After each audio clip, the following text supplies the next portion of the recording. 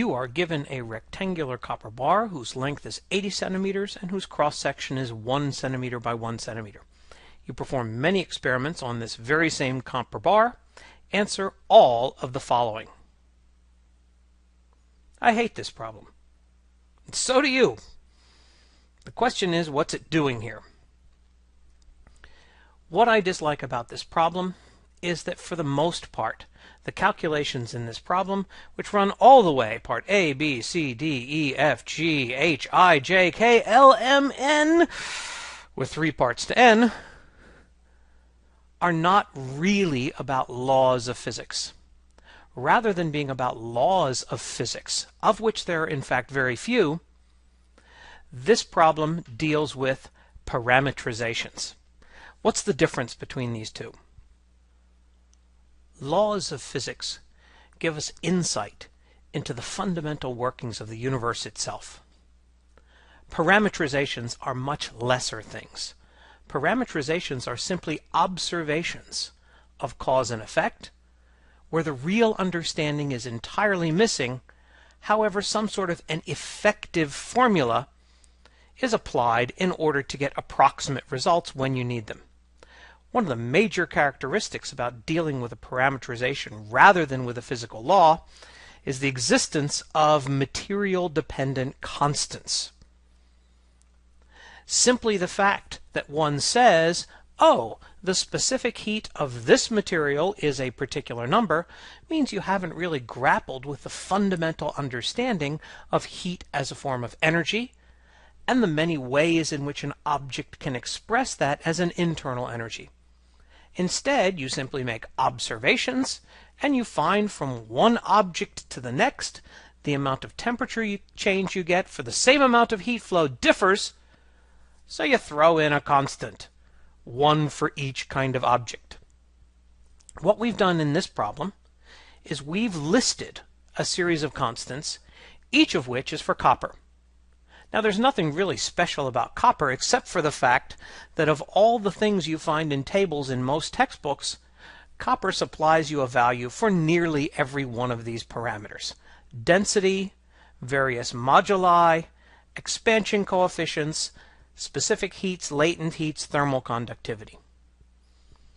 For this reason, in order to emphasize the fact that a calculation involving a parameterization is a small law of physics, I took the collection of parameterizations and made them into a single problem. In your class, it's actually likely that you didn't even cover all of these individual topics, or you may have even thrown in 1 or 2 more. However, in order for this collection of videos to be complete, we'll need to go through one by one and look up the appropriate constant when necessary, simply plugging numbers into formulas, which takes all the creativity, information, and real understanding of the universe out of physics. But nonetheless, for completeness, let's begin in order to be finished.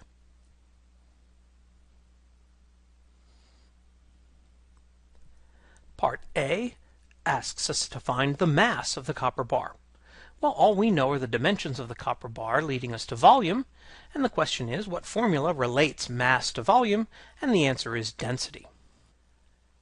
Since the density is defined to be the mass divided by the volume, we can solve this equation to yield that the mass will be equal to the density times the volume. We look up the density of copper to find that it is 8,920 kilograms per cubic meter, and all we need to know is the volume of our rectangle in cubic meters. Well, volume is length times width times height. We have the length of 0.8 meters, and the width and thickness are each 1 centimeter, or 0.01. This leads us to a mass of 0.7136 kilograms. Parts B, C, D, and E all deal with the relationships involving stress and strain. You apply equal but opposite forces of 500 newtons to the ends of the bar in an attempt to stretch the bar. What is the new length of the bar? In general, the formula that we use to deal with the deformation of solid objects is that the stress that you apply to the object divided by the strain that results from this stress is equal to a constant known as the modulus. There are 3 varieties of stresses, and each one has a corresponding strain and a modulus. In this problem, since we are taking the bar and we are pulling along it in one dimension, this is called a tensile stress, which results in a tensile strain and goes by the tensile modulus. Now, it's not often common in speech to refer to the tensile modulus, since that one is named after the physicist who invented this particular parameterization, and his name was Young. So a tensile stress results in a tensile strain and is using the proportionality constant of Young's modulus. Although the formula in the black letters is indeed in the format that Young liked to write this formula, I find it most often convenient to write this formula instead as stress equals modulus times strain. Written this way, the formula is much more reminiscent of the cause and effect formula that we have for F equals ma, where F is cause and A is the effect. Here, stress is the cause, what you have done to the rod. Strain is the reaction, how the rod has deformed, and the modulus is the proportionality constant between these two. In the case of tensile, we put in all the appropriate factors. The tensile stress is the force applied divided by the cross-sectional area, in most books called A perpendicular. The appropriate modulus is the Young's modulus, and the strain is the unitless quantity which represents the fractional change in length, which is the change in length divided by the original length. The appropriate area for this calculation will be the cross-sectional area, which is the 1 by 1 centimeter. So our 500 newtons of force, indeed we applied 500 to each end, but by convention we use the value 500 for the entire stress calculation, divided by the cross-sectional area, which is 1 centimeter or 0.01 meter, by the same amount, so this is squared, will be equal to the Young's modulus of 1.19 times 10 to the 11 pascals times the fractional change in length. The fractional change in length is some change delta L divided by the original length, which was 0.8 meters. In this case, we can solve for the change in length to get the expression delta L is 500 newtons times 0.8 meters divided by 1 centimeter squared times the Young's modulus of 1.19, 10 to the 11 pascals. This yields the numerical result for delta L, 3.36 times 10 to the minus 5 meters. This is merely the change in length, and so we calculate the new length of the bar by adding the original length of 0.8 meters to the change in length to get the result 0.8000336 meters. That's not a whole lot longer than it originally was, but then again, this formula of stress over strain equals modulus is only correct in the approximation that the strain itself is an extremely small number.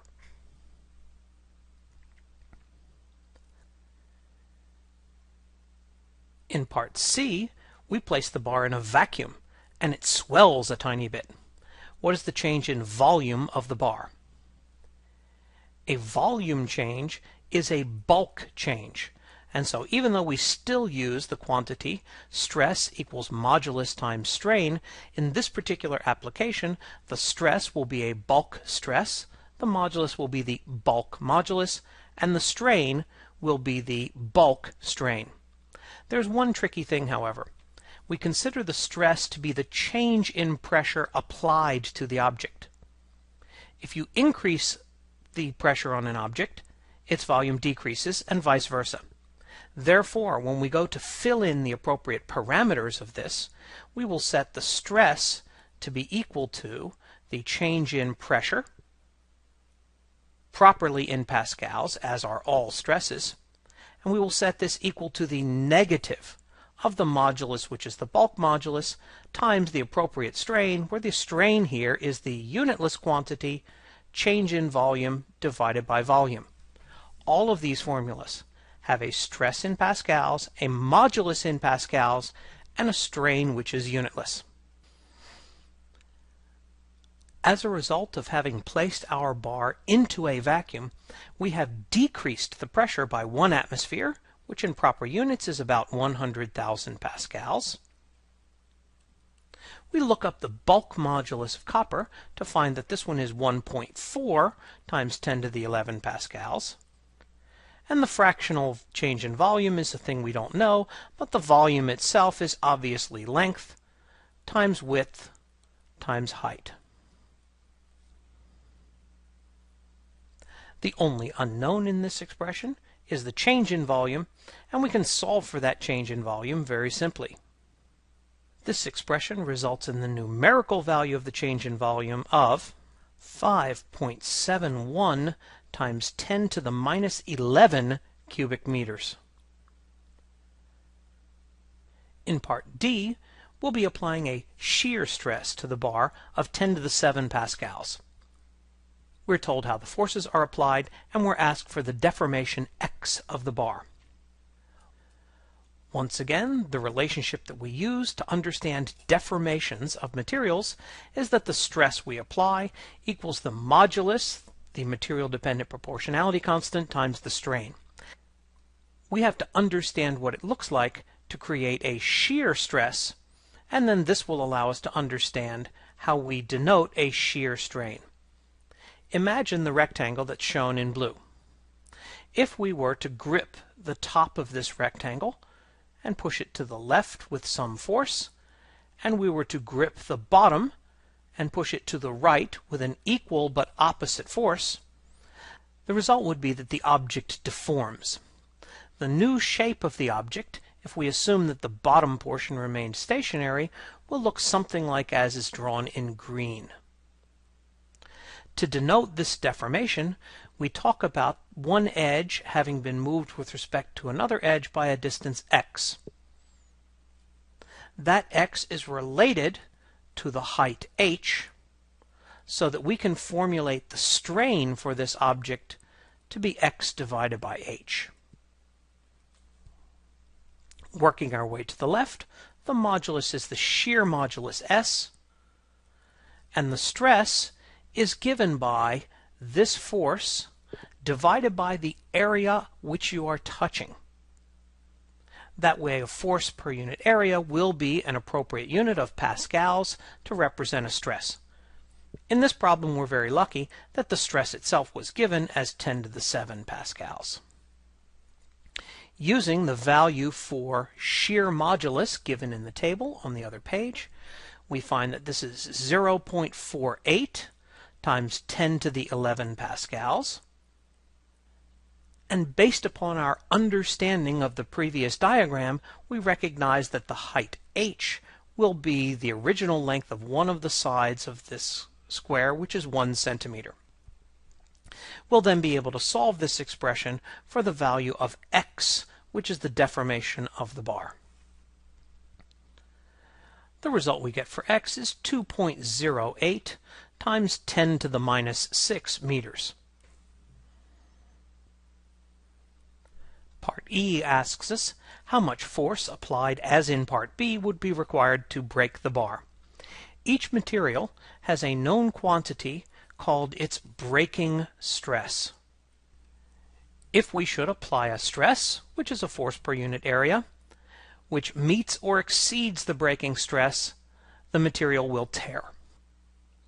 Part B was a tensile stress, and so that stress was equal to the force applied to each end divided by the cross-sectional area of the object to which you're applying the force. We look up the breaking stress of copper to find that this is 3 times 10 to the 8th pascals, and we're looking for the force such that it will be applied to a cross-sectional area which is 1 centimeter by 1 centimeter, or 1 centimeter quantity squared. This tells us that the force we apply to both ends, this amount to the left and this amount to the right, should not exceed 30,000 newtons, or else we will tear our copper bar. What is the apparent weight of the bar when it is underwater? Let's remind ourselves of what apparent weight meant. This had to do with Archimedes' principle and the buoyant force. If we were to place our object, which is our copper rod, underneath of water, we will say that this copper rod seems to weigh less.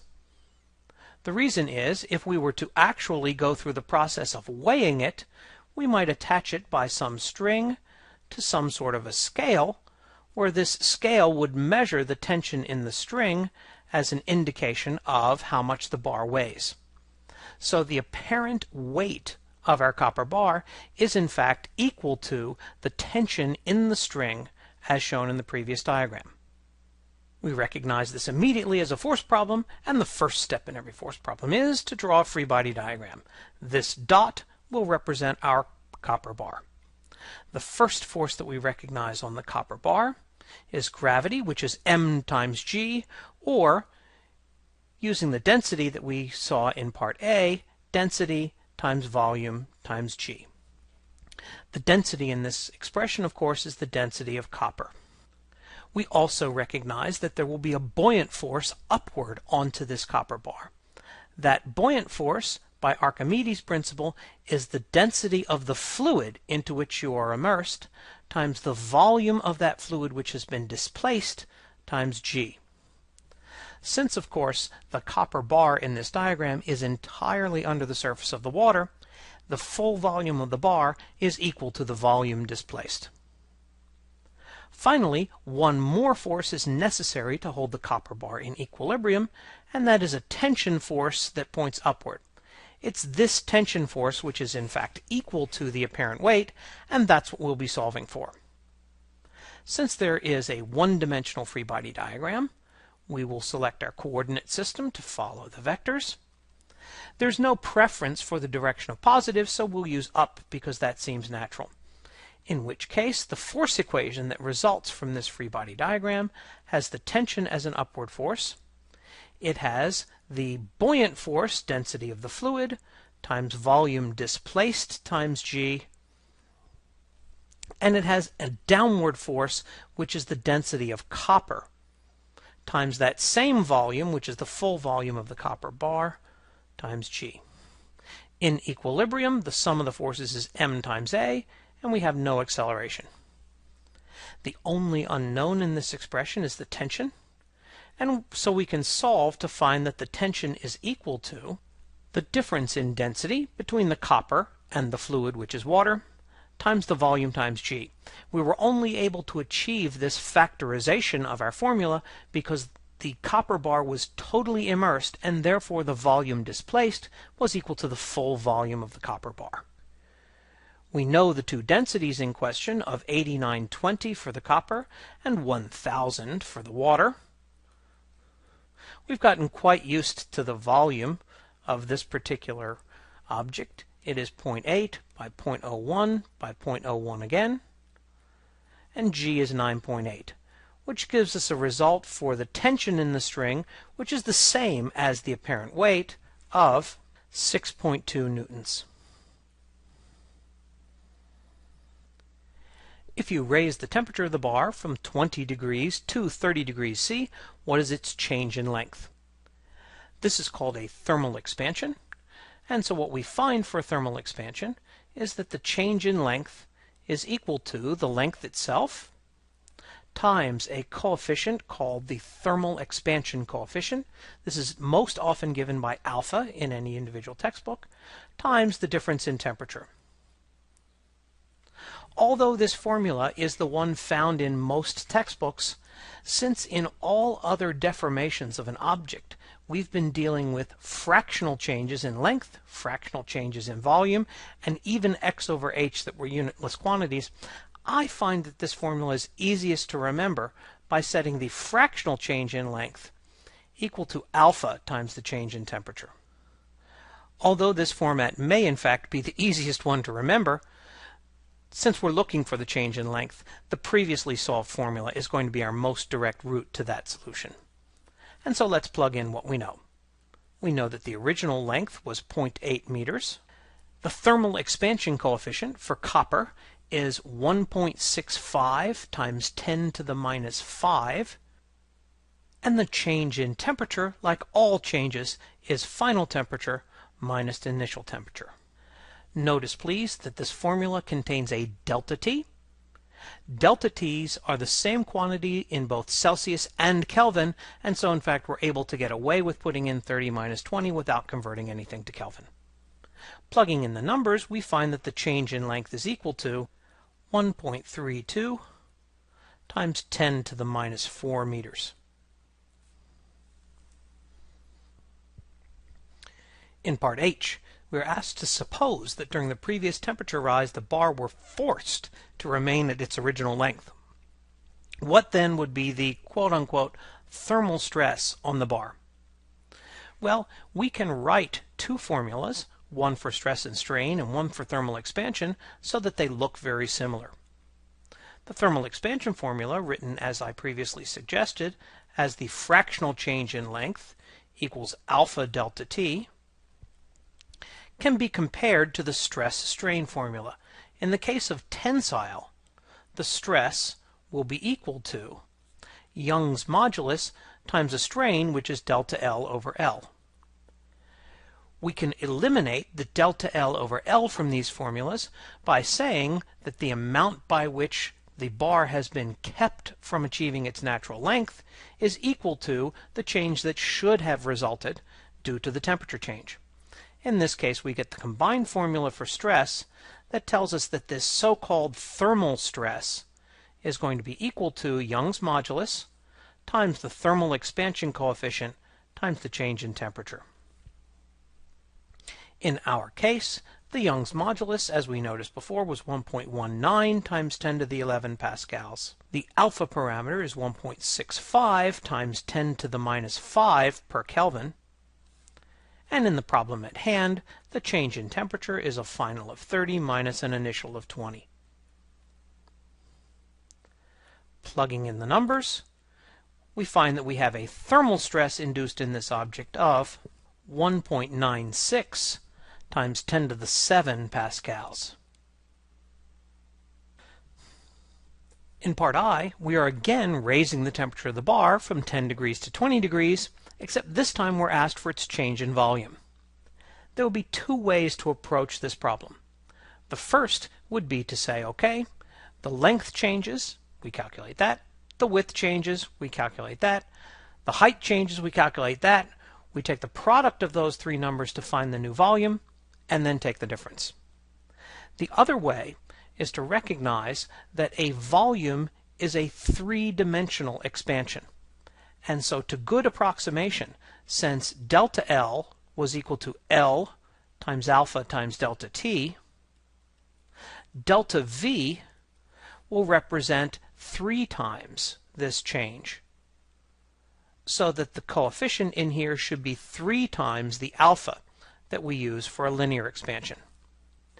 In this case, the change in volume that we desire is equal to the original volume, which is length times width times height times triple the thermal expansion coefficient, which was 1.65 times 10 to the minus 5, all multiplied by a change in temperature, which is final minus initial.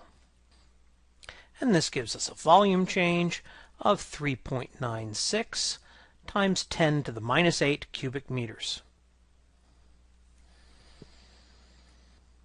Next, we calculate how much heat was required to raise the temperature of the bar from 20 to 30 degrees C. In this case, we relate heat to a temperature change via a formula that contains the amount of material. Since temperature is energy per molecule, we should multiply by the number of molecules. Unfortunately, historically, we multiplied by mass, so that the coefficient in this formula, which is called specific heat, loses a little bit of its connection to the underlying physics, making this really a parameterization rather than a law. The heat is what we're looking for, and we'll use the mass that we got in Part A, 0.7136 kilograms. We look up the specific heat of copper from our table of numbers and find that this is 386 joules per kilogram Kelvin. And as always, the change in temperature is final minus initial. And because the formula is delta T is the same value in Celsius and in Kelvin, and so we don't have to perform the unit conversion. In this case, we get an amount of heat flow equal to 2754 joules. In Part K, we're asked to calculate the amount of heat required to take the copper bar from room temperature of 20 degrees C all the way to its melting point. Again, this is a quote-unquote MCAT formula, where we'll use the mass times specific heat times the change in temperature, so that the heat required will be the mass of this bar times the same specific heat we had from the previous question, 386 joules per kilogram Kelvin. However, this time the temperature change will be the melting point of copper, which we look up to be 1083 degrees C minus the original temperature of 20 degrees C. Plugging in all these numbers yields the result 2.93 times 10 to the 9 joules. Part L asks us to calculate how much heat is required to melt the bar, starting already at the temperature equal to the melting point. We remember that the other formula for heat transfer that involves changing the phase of an object is that Q is plus or minus the mass times the appropriate latent heat. Since melting the bar will involve an insertion of heat into the bar, we'll choose the positive. The mass is, as it always was, 0.7136 kilograms. And then we need to be a little bit careful with the appropriate latent heat. The latent heat appropriate for this calculation is the latent heat of fusion. Fusion is the one that governs either solid to liquid or liquid to solid. Vaporization is the one that is operational at the liquid-gas boundary.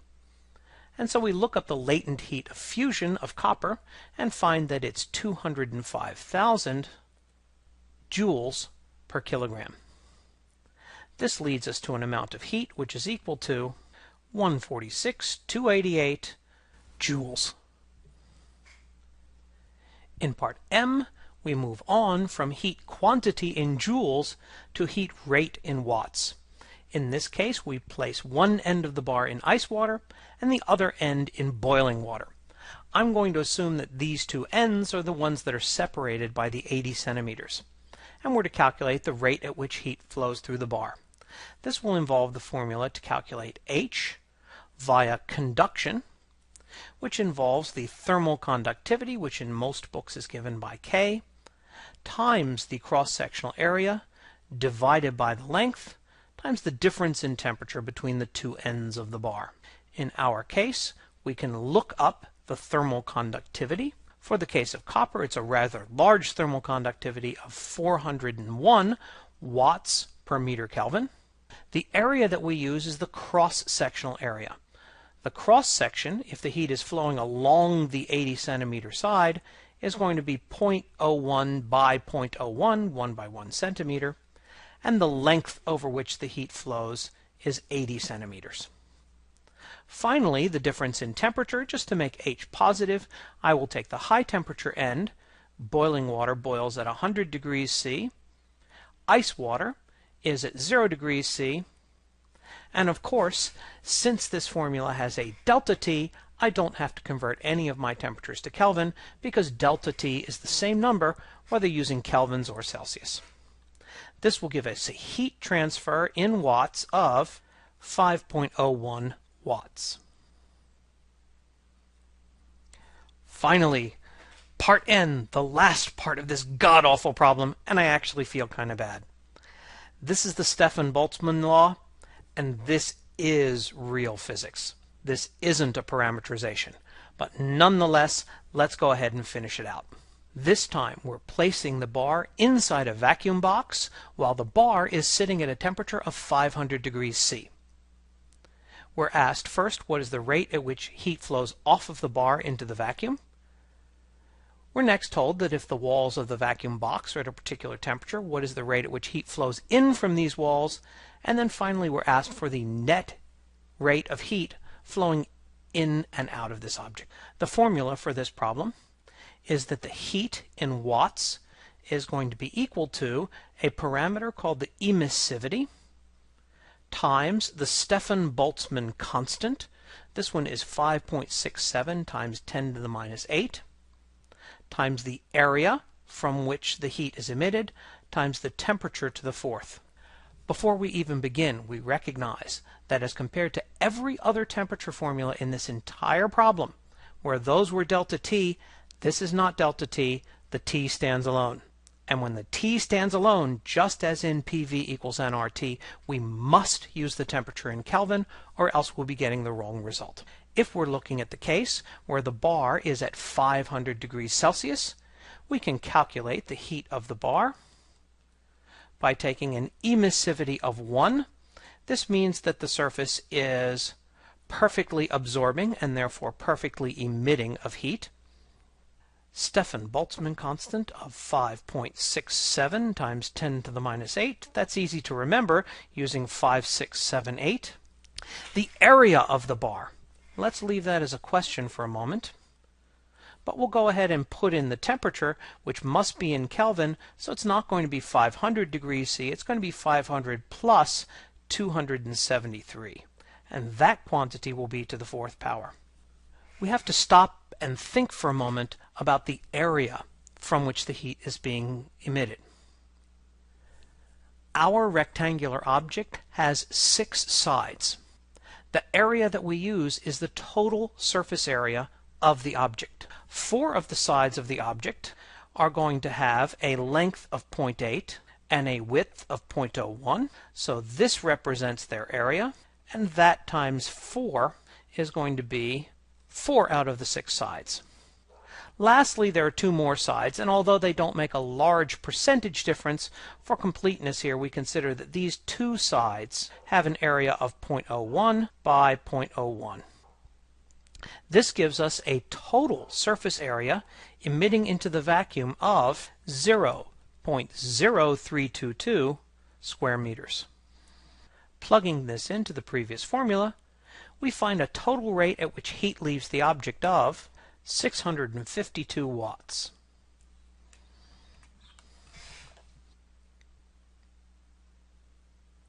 For the second step in part N, we're to calculate the rate at which heat is entering the bar from its surroundings. This rate will also follow the Stefan-Boltzmann formula using an emissivity, the Stefan-Boltzmann constant, the area of the surface from which the heat is entering, times the temperature not of the bar, but of the surroundings to the fourth power. Once again, as previously, the Stefan-Boltzmann equation has temperature, not difference in temperature. Therefore, we must use Kelvin.